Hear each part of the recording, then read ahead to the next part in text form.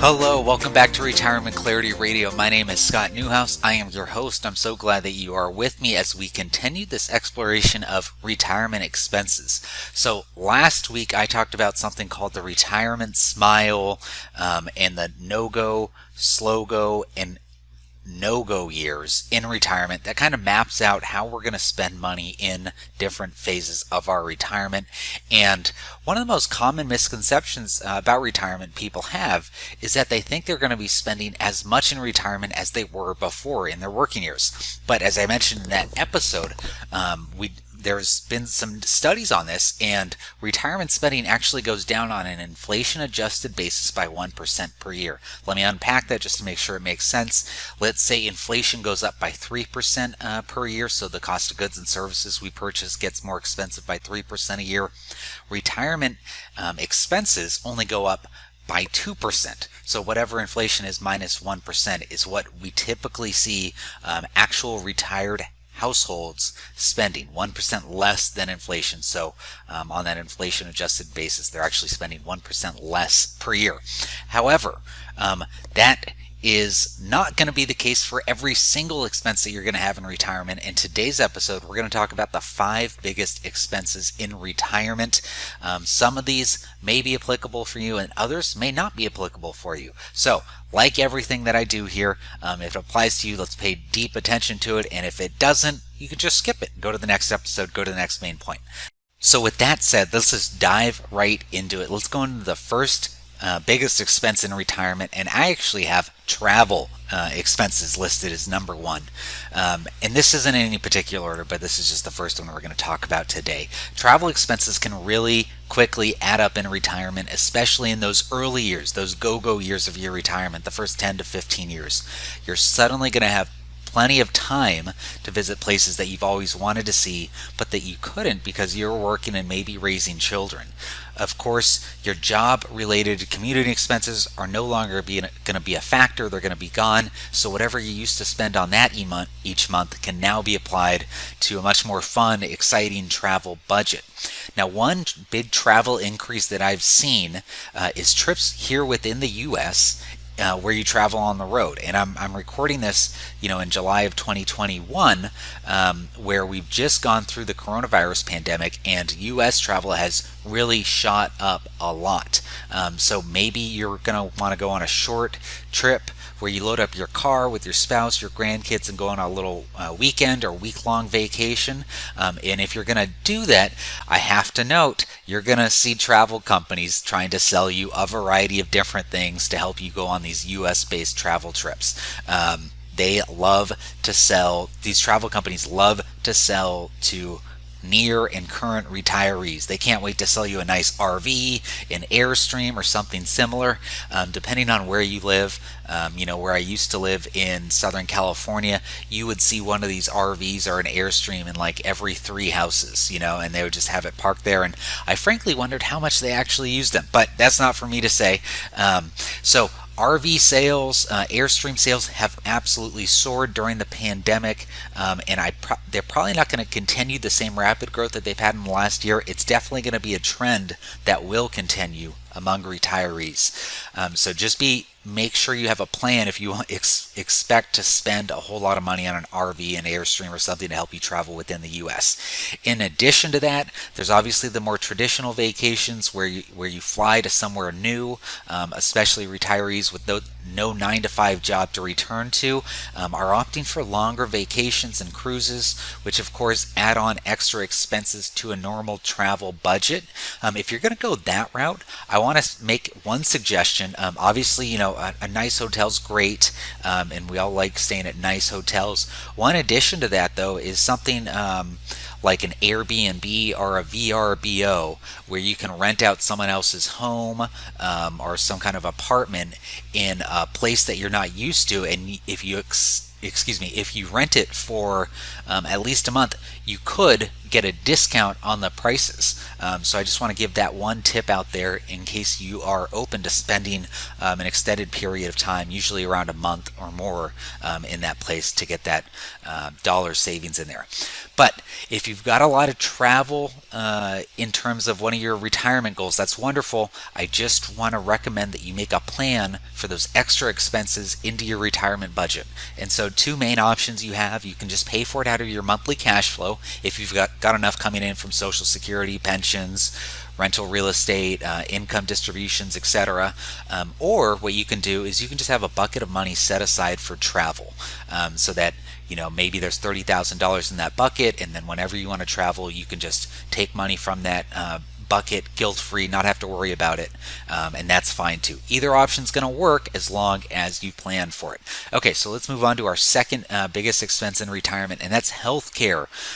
Making travel plans in retirement is a lot of fun. What is less enjoyable is accepting the fact that we are going to spend more money on healthcare and medical care when we retire, and frankly, those prices continue to rise as we get older. We've talked in the last episode about the retirement smile, how our expenses kind of mirror what a smile looks like. So you start on the top, you start on the left side of that smile, your expenses go down a little bit, and then as you get towards the middle of the smile, your expenses go down a lot, but they actually end up rising to complete the smile, and that rising of expenses towards the end of your retirement is mainly related to healthcare expenses. And so I've got a little research that I found here from the Employee Benefit Research Institute, and they reported that the percentage of a household's total spending on healthcare rises from 8% pre-retirement up to 13% by the time a household reaches 85 years old. And that's of household expenses. And so also, as I said before, you're spending on travel, entertainment, dining out, food in general. That's going to go down in your, most likely, if you follow the averages of other retired households. Your spending on those types of items are going to go down in your late 70s and in your 80s, and then your healthcare expenses are going to increase, and so that's going to bring up that percentage of your household expenses on healthcare expenses specifically. And so this is something that we just have to plan for our finances, and we have to have it factored into your retirement plan. I want to make one tip on this point, which is if your non-covered medical expenses are significant, you can consider, and just consider it, grouping them into a single calendar year so you can claim a tax deduction. And that would be one way to alleviate these costs. I would only do this with a tax professional or a CPA or some kind of certified financial planner to make sure everything you're calculating everything correctly before you qualify and claim this deduction. But for tax returns filed in 2021, taxpayers can deduct qualified unreimbursed medical expenses that are more than 7.5 of their 2020 adjusted gross income. And so you basically add those items, add those expenses into your itemized deduction list. So you do have to itemize instead of take the standard deduction.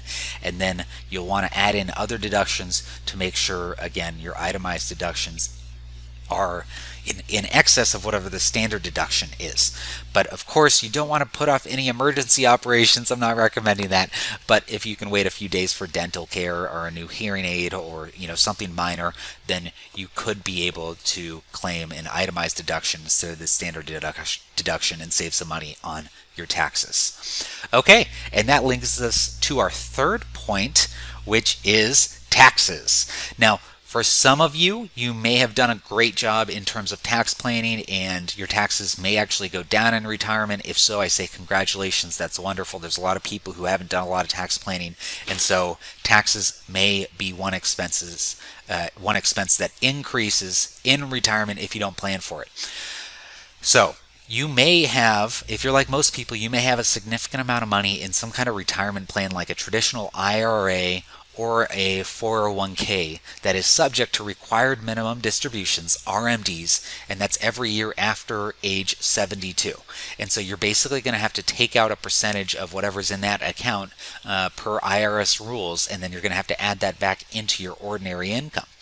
Then you're going to have to add those distributions on top of any Social Security benefits, pension income, and other income that you may have. And that's where it gets a little expensive tax-wise. If you have everything coming in as ordinary income and nothing else, that's where you could see higher taxes. Another thing to mention is that you may have to pay some percentage of taxes on your Social Security benefits. There's some seniors who don't, and that's frankly just mainly for folks who have done extensive tax planning strategies, or they just only have Social Security income, in which case they may not have to pay any taxes on their Social Security benefits. If you have too much ordinary income, though, you could have to pay up to 85% of your Social Security benefits as taxes. Excuse me. Let me rephrase that. You may have to count 85% of your Social Security benefits in your income, and then have to pay taxes on that. So what we need to do here is we need to make sure that you are taking advantage of the 3 tax buckets, which I've talked about in a previous episode. But you essentially want to have money in your taxable buckets. That's our non-retirement accounts. You want to have money in tax-deferred accounts like the traditional 401k and IRA, as well as tax-free accounts. And that could be a Roth 401k, Roth IRA, or an HSA. And there's a couple other options, but those are the 3 big ones. And so essentially, if you have money in all 3 of those tax buckets up to certain, following a certain allocation, if you have money in those different buckets, then you're going to have flexibility in terms of where to take money from in your retirement, and that's going to give you tax flexibility, which is going to help you lower your tax liability over your lifetime. And again, go back to the tax section of this podcast, and I've talked all about tax buckets and how to take advantage of lowering your taxable lifetime income. The next expense and the 4th expense we're going to talk about today is housing. And so actually, this is the greatest expense for retirees. It's housing, including the mortgage, rent, property taxes, insurance, and repairs. Right now, the average retiree household spends around $17,500 per year on housing. Also, according to a recent report by Harvard's Joint Center for Housing Studies, 46% of homeowners age 65 to 79, and 1 in every 4 persons over the age of 80 are still paying down on their mortgage. And according to another survey by American Financing, many people believe they're never going to be able to pay off their mortgage. Now, if you've already paid off your mortgage and you just have to worry about property taxes, insurance, repairs, that's wonderful. If you're still working on your mortgage and you may have to keep on paying it in retirement, I just want to give you some things to think about. You don't necessarily have to be mortgage free in retirement. I still see retirees who are doing fine with a mortgage in retirement, although some people do like the certainty and the sense of comfort that it brings just to not have that monthly payment. I've actually dedicated an entire episode to this podcast, and it's titled aptly, Should You Have a Mortgage in Retirement? It's episode number 17. So paying off your mortgage and accumulating that equity before you fully retire, it can be a really good initial step, and it also could be one of the wisest ways to keep your living expenditures as low as possible when you stop working. You're simply obviously going to have more breathing room when it comes to the other costs that we've talked about if you've got it already paid off. Now, if you may not be able to pay it off in the future because it's frankly there's too much there and you don't have enough income or assets otherwise to pay it off, another thing that you can consider is downsizing your living arrangement, because you simply don't need a big of a home as you have right now in retirement, especially now that the kids are grown and gone. So you may be able to use the equity from your current home to buy a new place free and clear, or buy a new place and have a very small mortgage that has a very small monthly payment. I've also done a podcast episode on that, and that's titled Downsizing Homes in Retirement. It's episode number 22. So again, on the housing, if you've already paid off your home, wonderful. If you haven't paid off your home, just think about if you would have peace of mind with having that mortgage payment completely gone. And if you're not financially able to pay it off, I'd want you to think about is there any possibility that we're going to pay it off in our lifetime? If we think that it's going to be tough for us to ever pay it off, are we going to have the income to make the payments for that length of time? If not, then I want us to think about, would it ever make sense for us to downsize homes in retirement, especially considering, maybe we're not raising a family, maybe we just don't need as much space, maybe we can get a single a one-story family instead of a two-story family. Just think about different ways that we can lower some of these expenses in retirement and just make things a little bit financially easier and give us a little more breathing room in retirement. So just things to think about. And if you want my help talking about this, feel free to reach out to me at scott@forthrightfinances.com, especially on this housing issue. Okay, and then the last expense that I have here in the 5 biggest expenses in retirement is debt. Unfortunately, a number of retirees have significant levels of non-mortgage debt in retirement. There was a 2019 Congressional Research Service report that found the percentage of elderly households, those led by people aged 65 and older, with any type of debt increased from 38% in 1989 all the way up to 61% in 2016. And so that dollar amount actually jumped from $7,500 in 1989 to more than $31,000 in 2016. So if you see yourself approaching retirement and you still have significant amounts of debts, the first thing I want to encourage you to do is to get some help. It could be from a financial planner who specializes in cash flow issues, or you could seek out the services of a nonprofit agency that helps people with debt management. One option that I've seen before is the National Foundation for Credit Counseling. If you just search that term, they'll come up. And that's a nonprofit where you can work with someone to help figure out what's the best path to paying off your debt. I do want to say that if you're still working and you have significant non-mortgage debt, I'd really encourage you to think about keep working until you can pay off those debts, simply because it's going to be so much harder to do so when you're in retirement. You simply obviously have a bigger shovel at your disposal when you have that earned income than you do when you're living off of your investment, Social Security, and maybe a pension. So if your bills do start to build up, don't be afraid to seek assistance. Please reach out to someone else who can get you the help that you need so that you can make a plan so that you go into your retirement with as little liabilities, as little debt as possible. Okay, so we have covered a whole lot today. We've covered the 5 biggest expenses in retirement. As I've said before, make sure that you have a plan in terms of how to pay for those expenses. For travel, are you going to take it out of your monthly cash flow, or are you going to set aside a separate account just for travel funds? For taxes, do you have a plan to lower your lifetime tax bill, or are you just going to wing it? And the same is true for all of those other expenses mentioned before. If you have a plan that you're confident in, then you're in good shape. If you don't have a plan, I'd really encourage you to get one. If you'd like my help in developing a retirement plan with me, I'd be happy to do that.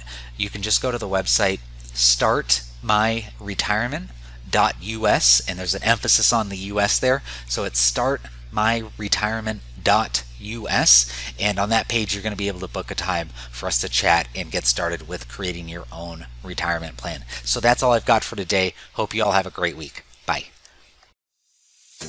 Thanks again for listening. As a reminder, you should consult with a financial advisor familiar with the specific circumstances of your unique financial situation before making any financial decisions.